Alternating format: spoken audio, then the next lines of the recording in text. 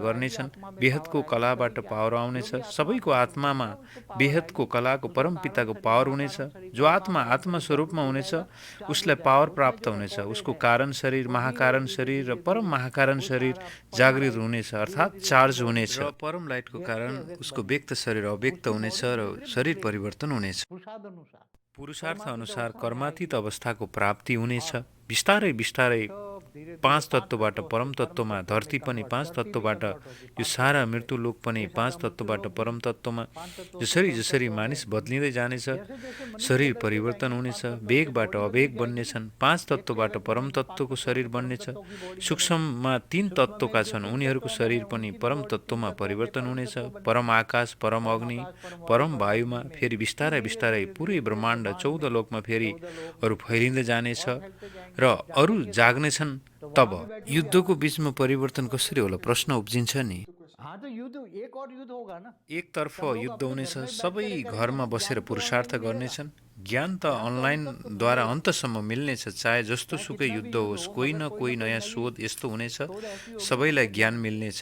तिमी आत्मस्वरूप बनेर बेहदको परमपिताको याद गर, पावर प्राप्त गर र परम शान्त बन। सबैको घरमा आत्मस्वरूप बन्ने ज्ञान हुनेछ।